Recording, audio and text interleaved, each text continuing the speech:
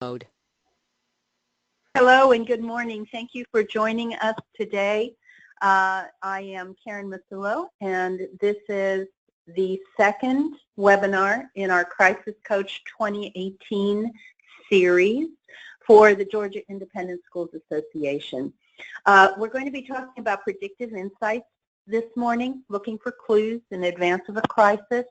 I appreciate you taking the time to join us today. If you are in your offices or a conference room with other folks in your organization, this is a good day to do that. We're going to do something a little bit special today in the way of a mini exercise, and I hope you find value in it. We're going to talk first a little bit about what intelligence and predictive intelligence are.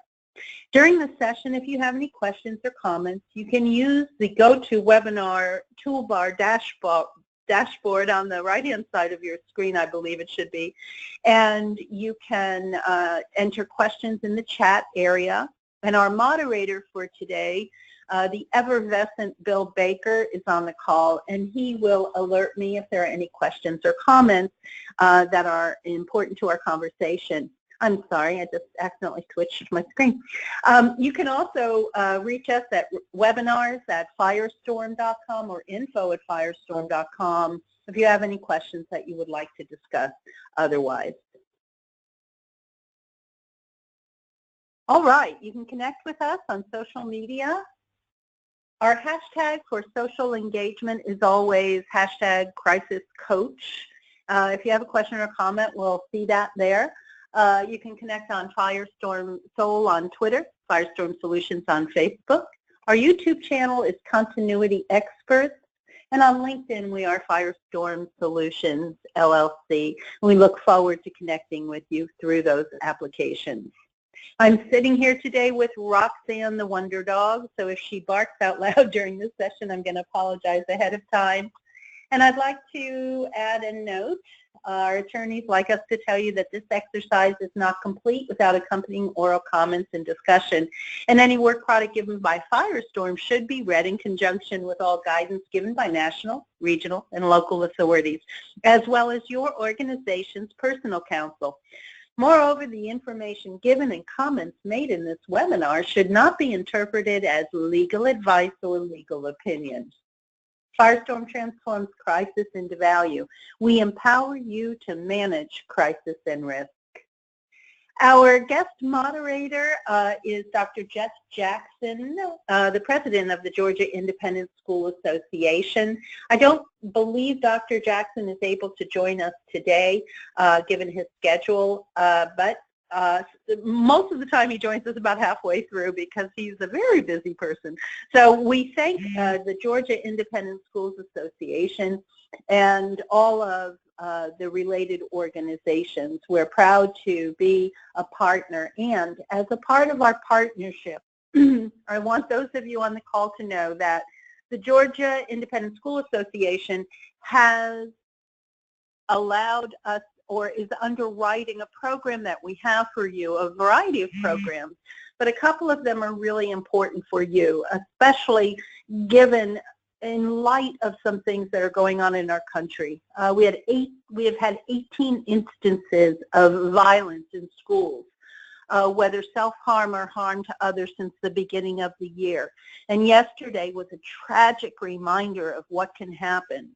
And I have an exercise that we're going to go through today that I had planned last week.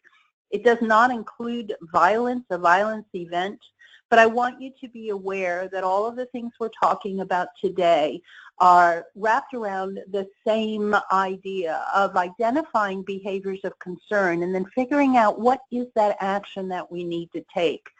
And so the Georgia Independent School Association has underwritten a couple of programs for you. One is Crisis Stop. If you find a crisis occurring in your organization of any type, maybe the exercise we're going to go through today, a behavior of concern about a student that's escalating, you have the ability to call Firestorm, and Bill Baker, who's on this call, will assign that to an immediate intervention team of senior leaders in our organization who will help you walk through that crisis. It may be a 15-minute call, it may be up to an hour call, but we're going to be there to help you through that crisis. And we do this all day long. We take 5 or 6 crisis calls a day, and that is what we want to be there for the Georgia Independent School Association. No matter the size, whether you have 100 students or 1,000 students or 10,000 students, let us know so we can support you. We also have the Behavioral Risk Threat Assessment Program. You can find information on the front page of the Firestorm.com website. You can sign up for that program today. We'll explain it to you. We'll explain what your license includes for a year. And we'll be happy to talk about your specific needs at any time. So I just want to let you know that in light of yesterday, and I want to thank the Georgia Independent School Association for their continued support over the past 5 or 6 years. We value the relationship. Now, when we first had you register for this session, we asked you a couple of questions. We said, whose responsibility is it for monitoring of social and traditional media in your organization? And about 50% of respondents really just, they didn't know. It was here or there or other places, or they just didn't know. Some people were split. It's either human resources or marketing. And about 10% of you said it was security. And frankly, our point of view is that everybody owns monitoring in an organization. If it just lives in one place, if it gets siloed off, we're not able to share the information throughout the organization so that we can make intelligent decisions, especially in times of crisis. Now, we also asked, how does your organization use these analytical tools? Some people said, well, we only use it for threat identification, which is good. I'm happy to see that. But about 40% of the folks said, well, I don't know, or neither. So that's about 50% either don't have anything going on, and that matches with that previous question, doesn't it? We either don't know, not sure, and we think we use it for marketing and threat identification, and that's the ideal spot, is to use it for listening, looking, messaging out, and listening in. When we talk about predictive analytics is the use of data and statistical algorithms. It's machine learning that helps us identify the likelihood of future outcomes based upon historical data. So when you look for a new couch on the web, and 2 weeks later you see ads being served up to you when you're reading the news on your mobile device for couches, it's because that experience is being customized for you based upon past behaviors. So predictive analytics sort of bubbles up out of the sciences, and then marketers learn about it. Marketers say, ooh, new ways to sell people things. And we look at those tools and say, new ways to keep people safe. How do we take this data and analyze it and understand that by monitoring behavior and building a profile, we can identify potential behaviors of concern? We know that predictive intelligence has its roots in the customization of the customer experience, and so we want to keep the customer safe. So how do we do that? Firestorm offers you a variety of services, and now there's a press release that just came out today. For those of you from the Georgia Independent Schools Association, please, if you get I know you get our newsletter, if not, sign up for it. There's a press release that announces the acquisition of 2 companies that are now part of Firestorm. And they make up the suite of services, the 6th suite of services for Firestorm, so that if you have any issue at all, you're going to come to the national world experts in this regard. I want to talk a little bit about a couple of those. Crisis and Risk Solutions, call us, Crisis Stop, we're going to give that to you. People Solutions, we probably have the largest database of highly trained business continuity, risk, and security professionals now in the world. Through our acquisition of a company called BC Management. We also provide analytical solutions through that company, which includes benchmarking, event impact analysis for organizations of all types. It's highly valuable data, and we're looking forward to sharing 6 major reports with you throughout the year so that you can base your decisions on real data. Our professional service solutions are where we perform assessments, we develop your plans, training, and people, and conduct exercises. Now today we're going to do this little mini 15-minute exercise. In the real world, we might do a 48-hour exercise. It might take 3 days, and it's very comprehensive. But we want to give you a feel for what a little mini exercise can be conducted with you and your team, so that you can do that on a Friday afternoon buying everybody a pizza at the end of the school day. That may not be practical, but you'll find the time.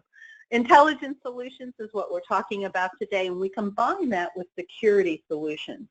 And the security solutions team, again, if you get our newsletter or look at our blog, there's a great interview that our Chief Security Officer, Jason Russell, who is a former Secret Service agent, is given to a local TV station in Michigan and talking about security solutions in light of yesterday's event.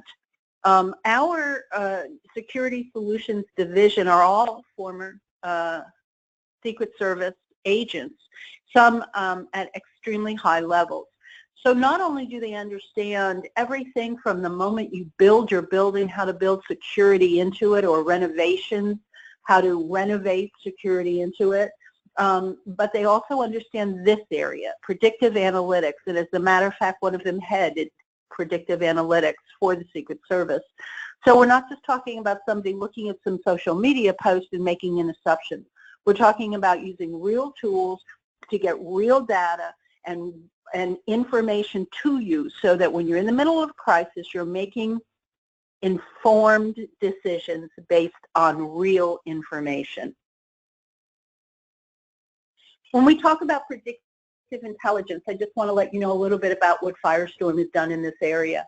In 2012, Jim Satterfield and I were talking about these different tools we were using for marketing, companies were using for marketing that I thought were interesting. And Jim said, why aren't we using these tools to identify when someone announces they're going to go hurt someone or they have a gun? He said, is there anything we can do that allows us to leverage these tools in this way? And so we founded our Predictive Insights program. And using best-of-class tools, as a matter of fact, one of the tools that we used was rated #1 by Forrester in its class. We were able to use the tools in such a way that we have kept guns out of schools. We have alerted senior leadership in schools that there was a violence event being planned. And we have been able to help keep hundreds of students in large school districts safer, the teachers, their community, parents as well. We have, and when I say we've monitored more than 60 schools, these are a variety of school systems with multiple schools that are underneath them. So you may have a school district that has 30 or 40 schools underneath that district, or individual private schools such as those in the Georgia Independent School Association, whether you have 100 students, 1,000, or 10,000. We have experience in helping you set up monitoring. And, you know, it may be something as simple as threatened violence at a football game because of a rivalry. I think last year we had 3 of those, so it's not unusual and something that we're very used to. We have done more than 100 monitoring engagements. I think that's probably more like 1,000 in crisis stop responses for businesses, schools, and camps.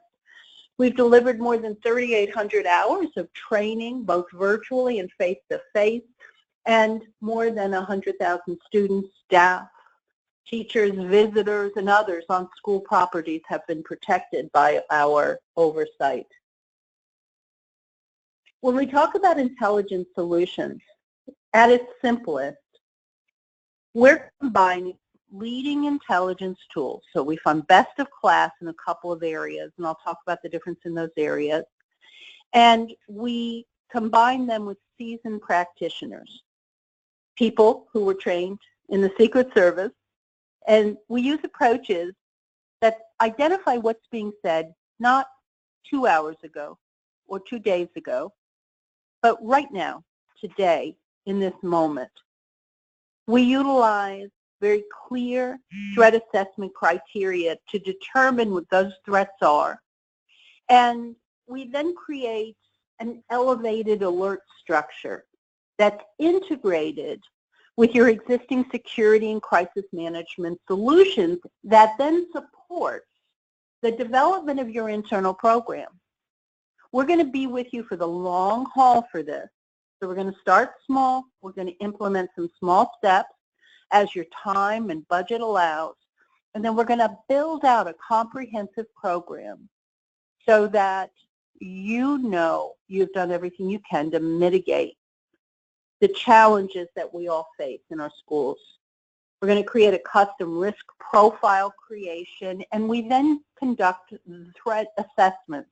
Now, depending on what we're able to do, this may be a high-level threat assessment for just listening to your social or media chatter, or it may be where we actually come on property and do a physical threat assessment and security review. And then we develop escalation protocols based upon the information that we gather so that we can help you, especially for your smaller organization, understand who's on the team and how do we get in touch with those people in a crisis. If you're a very large organization, school organization, if you have multiple campus locations, who's on the team? How do we get in touch with them? How do we get in touch with those in our community who need to know that we're having a crisis now? In order for a comprehensive intelligence network program to be effective, we have to really understand what the threats are. So we build an individual risk profile. Your school is not like any other school in your area. You have your own student culture. You have your own educator culture, staff culture, community culture. Your officials are different than the officials 12 miles up the road at another private school area. Your secular teaching or religious point of view may be different. And so we have to build a very specific risk profile for your organization that respects your culture and your educational point of view. We then put that in contextual analysis. There are things that we see when we're looking at social and new and traditional media that may simply not be a threat, but were we to look at them out of context, would appear to be a threat. A couple of years ago, there was a song that was very popular for who knows what reason, because it was a terrible song, but it talked about someone broke up with their girlfriend, so they're bringing a gun to school. And it had millions of reshares and retweets. And so we had to put into context that those were song lyrics. And by having a trained team, we understand, is this a group of kids on social media talking about the virtual game World of War, where there is a school scenario, or is it a real plan being discussed in a public forum? Everything we look at is only public information. We never look at any private information. We then define what that threat alert workflow is. Right now, as you're sitting listening to this call, if you sketch out really quickly what is the threat alert protocol in your organization, if you see something right now today. You see something right now go by the window in your office or in your classroom or wherever you are. What is the threat protocol, and is everyone trained in that escalation? Well, we need to do the same thing for when we see things in a virtual environment, just like in the physical environment. We need to do the same thing. If I'm wandering around some of the darker websites at night and it's midnight and I see someone on 4chan or 6chan post a violent message that has my school's name in it, what do I do with that information? How do I save it? How do I preserve it? Do you have any protocol or training around that? We should. We need to. Because once we see that, then we need to observe and report back. And we need to have a clear, organized method of communicating what we see and how we see it to the people who need to know. We have to identify who those people are. After every event, whether it's a crisis event or at the end of a period of reporting, a month, we do a hot wash. And we start setting the baseline for your organization. This is the language of your school. We may be looking for signs of drug use, and we understand that drugs in Vermont go by different names than drugs in Georgia. And we need to know that, and our professionals are trained to know that. I'm going to reference these tools in just a minute, how we actually use them in a scenario. But at its highest level, we're looking for insights that we can gather through a large listening net on social media, through keyword and key phrase analysis that's very pointed and sculpted for your organization. It also includes exclusions, words we're going to exclude without affecting what we're actually looking at. It will alert us to bursts of activity that may be unusual so that we can be on alert. If we know, once we've been monitoring for your school, let's say for a month, we know our application knows via its algorithm that on a regular basis, you get about 60 mentions a month. Most of them are sports related. If suddenly in one day you get 60 mentions within 2 minutes, we're going to get a special alert called a burst alert, and it says, hey, we think you should look, there's an anomaly. Something's going on. We had that happen with a school last year. There was a fire in a lab, and a student posted the picture on Instagram, and she used the hashtag for the school's name. And we were able to alert the school that there was a picture of a fire in the school being circulated, and we called just before a parent called. So when the principal answered the phone, he was ready to say, yes, we're aware of the image. There was a small fire in a lab. Everything's fine. So it helps just so you're not blindsided when information comes your way. And we're able to set it up in a way that once we establish a workflow and we see something like that, through the application, I can let you know, and then you can come into the application and look. You can look at it on via text message, you can look at it via an email, or you could come into the application and then interact with that alert. So you can make a note that you've investigated it. It's taken care of, it's a closed issue, it's an ongoing investigation, you've reported it to your behavioral management team for escalation. We then have a history and a record of what occurred and how you interacted with the information. And we're able to source multiple aspects of the social world. So it's not just Twitter and Facebook and Instagram. It's anything that has an RSS feed. It might be a Yelp review on your school. It might be something out of Venezuela where you do some marketing. We're going to be able to pull that in if we know the exact keywords that we're using.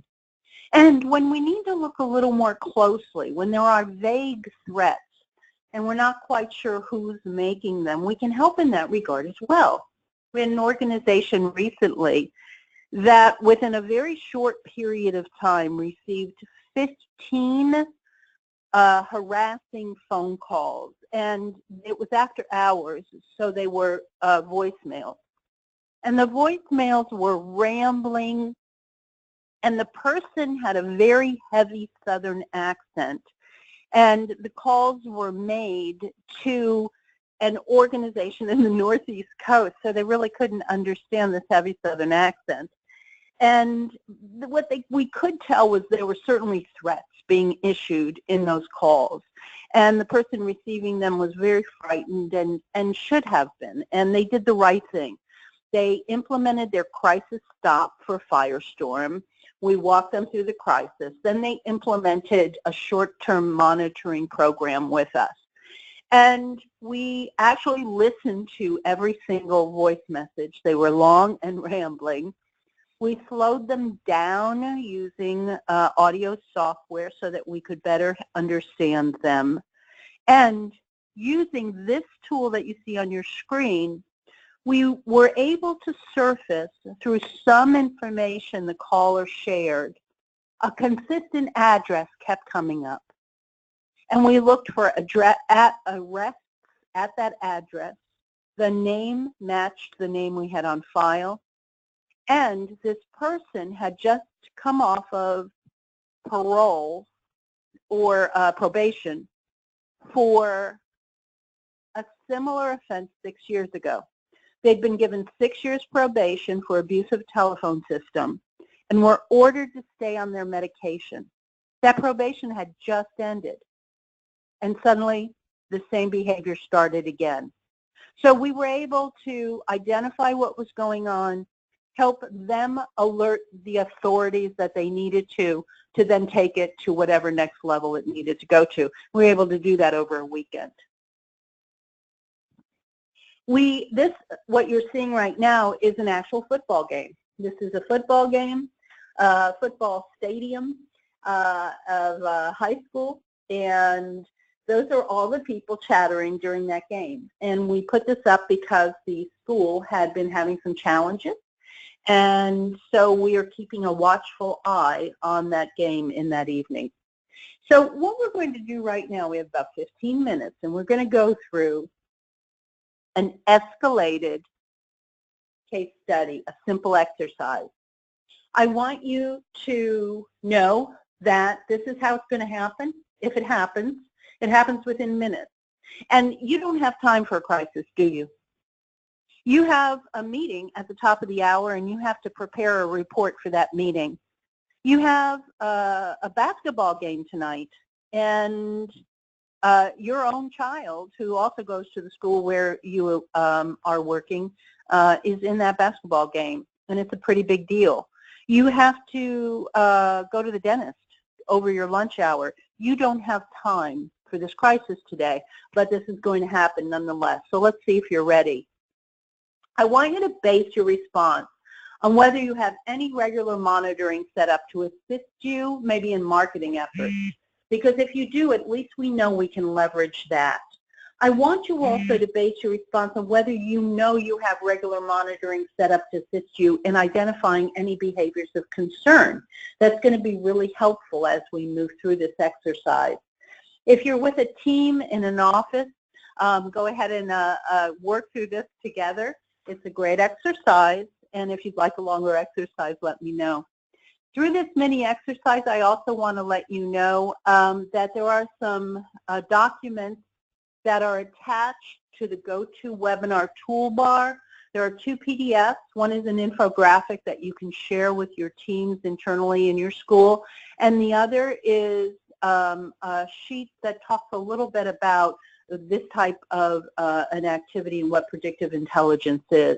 So I want you to imagine that you're sitting at your desk and suddenly you are alerted to a Facebook post that says the hashtag #MeToo, which we know is trending now for women who are victims of harassment. And it says #MeToo plus your school's name. Me Too by a teacher at your school's name in your state. And no one will help me. Suddenly you start seeing many posts with your school's name mentioned and that #MeToo hashtag. And clicking into the original post, that you realize the person who posted it is anonymous. You have no way of identifying who this alleged victim is, getting them help, or even if it's real. What you do know is if you look at the commenting, 250 people have commented on this post, 146 people have reshared it, and 112 people have favorited it. You say that, it's hard. And not only that, but this is only in the last couple of minutes. We have no idea what this might look like in an hour. What do you do? What do you do next, right now, sitting at your desk? Is at a meeting in half an hour. Who do you tell that you saw this? Maybe you don't tell anybody. You know, I asked Jim Satterfield, our CEO, once what our greatest competitor was, who our greatest competitor was, and he said denial. And that's an important thing to understand, is that the greatest harm you can do to yourself is by just sitting and saying, well, I'm just going to let this go. Nothing's going to be wrong. It's like a toothache. You got to take care of it, right? What are your next steps in monitoring this situation? How are you going to keep an eye on this? You have another job to do. Do you have other people assigned to do that? Do you have any way of knowing how many people have seen this message and are discussing it? Do you have any firm data on that? And do you have any way of knowing who owns this account? We have someone who may need help, who may be a victim, who may be in the middle of a very dangerous situation. How do we get them help? How do we interact with them? Do we interact with them? The first thing we do is we leverage our broad listening tool to let you know, okay, in the past 20 minutes, we went from 60 messages to 1,200 messages. In the past 20 minutes, you went from a potential 1,000 people seeing your messaging on social media to 100,000 people seeing your messaging on social media. We see people from news organizations interacting with this message, trying to find out who this young person is. We can give you some of that information so that you can start making decisions based upon real information, not fear or assumption. The next thing that you find out about within 4 minutes of seeing the original post and trying to decide what to do about it, a parent has shared that Twitter post on his Facebook account, and he starts railing against the school. This is someone who was very interactive with the school in an aggressive way, and now he's not happy about it. And he starts railing against the school in another, related to other situations. You have a part-time person who manages your Facebook page. She's a volunteer, really, and she responds to that parent thread and engages with the Facebook community discussing the issue. There are a lot of people discussing it. There are a lot of parents suddenly saying, what's going on? We demand action. And suddenly you receive simultaneous panic phone calls from that part-time employee, 3 parents, and the director of your school's religious services saying, what is going on over there? The part-time employee who didn't realize that she should not engage with someone making complaints shuts down the Facebook page, and that just enrages everyone even more. Now they're saying, what has XYZ school in the Georgia Independent School Association got to hide? The worst thing you can do is lock somebody out once you've already opened the door. You're actually locking them in. So the situation is escalating, and it's not the fault of the part-time employee, right? They're trained to engage. Social media is all about engagement. So unless you train someone, we can't blame them. Meanwhile, we still have somebody who's a victim or alleged victim, and we don't know how to reach them. What do you do now? Your Facebook account is blowing up. You got parents calling you. You have teachers coming in the room saying, well, kids are tweeting like crazy about something or Snapchatting. What's going on? Are you in control? do you have a team ready and trained to assist you with this issue right now? Do you have any communication prepared that can help you get some messaging out right now? And how can you identify the alleged victim and get them help? What are you doing right now? And remember, now you got that meeting at the top of the hour with a report due. And people are going to be asking you about this. Hey, what's going on? We're hearing a lot of chatter. This type of tool can really help in that situation. So we can combine both tools. With this tool, we can see the traffic or the conversation that's coming up directly around your facility. We put a geo-fence around your school, around your campus, around the local coffee shop that's next to your campus where all the kids go and grab a coffee. We can tell you through a quick scan of these images if we're seeing anything that's inappropriate. And through that other geo-fence, we can tell you the volume, what the tool that's being used is, and where physically they're coming from. We can then use a social graph to help try to identify who the person who anonymously posted may be. Now, this is not through an anonymous application where we guarantee that person stay anonymous, right? This is a publicly posted Twitter message, and it may help us identify someone who's in trouble who really needs help. Suddenly, a specific teacher is named in a social media post. Somebody says, oh yeah, me too. I remember XYZ teacher. They did the same thing to me. And suddenly,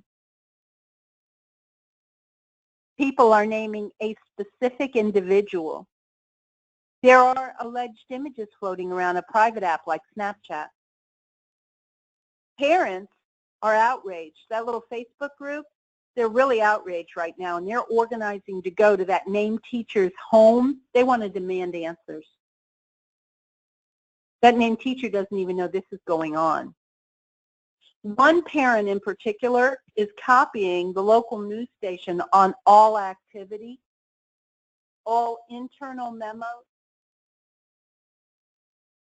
and they're posting on sites like Yelp and other school review sites. And this has all happened within minutes. Suddenly, you receive a phone call from the local news station saying, hey, we're going to air your story at 6 p.m. Got any comment?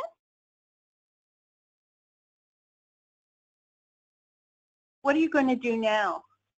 Are you going to speak to the media? Have you been trained to speak to the media? Are you allowed to speak to the media? Most professionals are trained to make decisions based upon information, data, and policy. How much information do I have on the subject? What data do I have to support that? And what is our policy on this, right? Nice and simple. However, in a crisis, the information's generally wrong. Everything you learn about a crisis, everything you learn about the first 24 hours of crisis is wrong. We see that time and time again. In this situation, this is based on a real situation where somebody was mad at a teacher and brought them into this conversation. This poor teacher had nothing to do with anything other than they failed a student who couldn't qualify for a sporting event. And they got dragged into a situation that had nothing to do with them.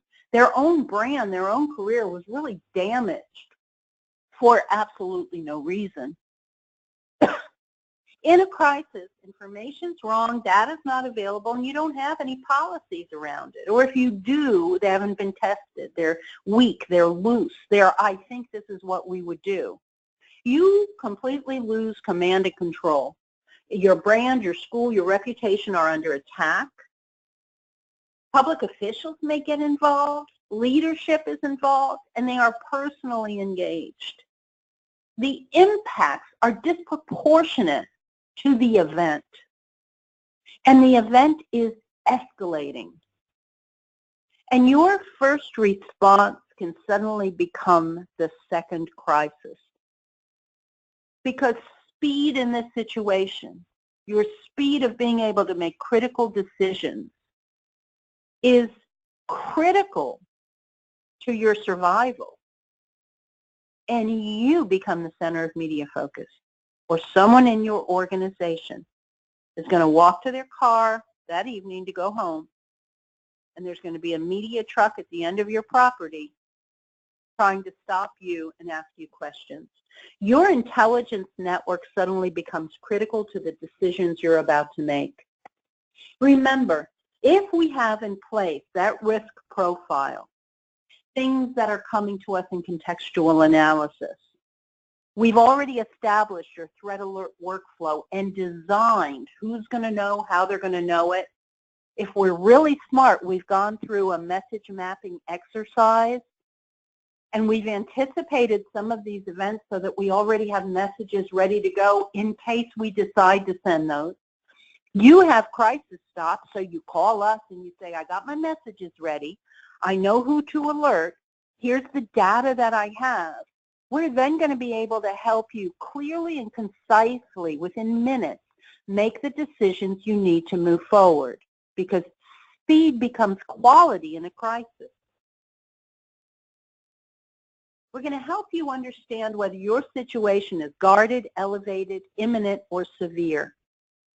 Whether you have predictive intelligence monitoring, managed threat monitoring, and identified threat monitoring. And sadly, that was what they had yesterday in Florida. They had identified a threat for a very long time,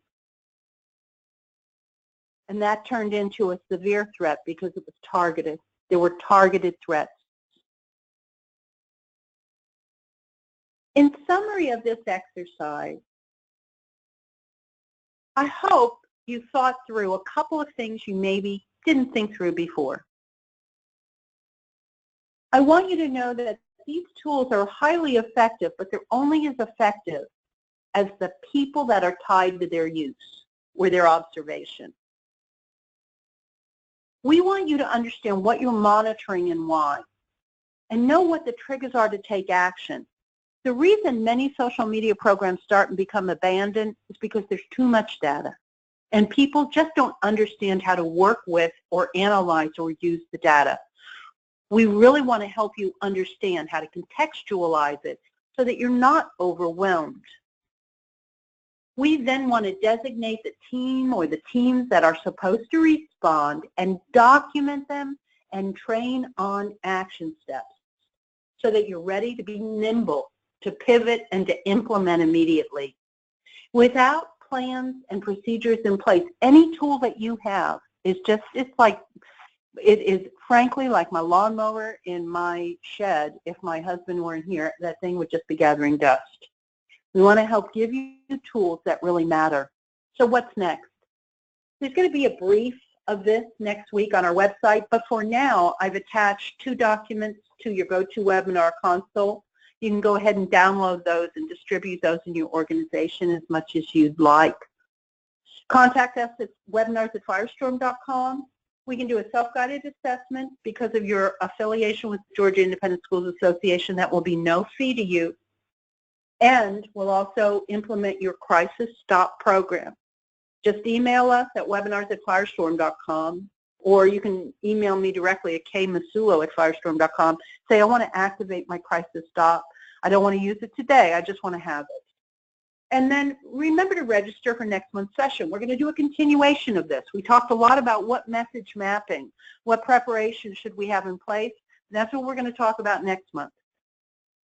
And of course, register for our newsletter so you're always up to date on events and other information that you may need. This is a copy of that document that you can download from the toolbar. And as always, I would like to thank the Georgia Independent School Association for their generous time and partnership as we move forward in the year. In light of yesterday's event, I want to tell you a heartfelt message from Firestorm. That is, we know that every crisis is a human crisis, and we know how much you value your ability to keep your students, your staff, your community safe. Please don't hesitate to reach out to us. If you think there is a behavior of concern and you need help understanding what to do, please, please let us help so that we don't continue to see these incidences like yesterday. Godspeed to all of you. Have a great day. This is going to end our session for today. And again, please don't hesitate to contact us if you need us. Thank you, and this will end today's session. Goodbye. Thank you, Karen.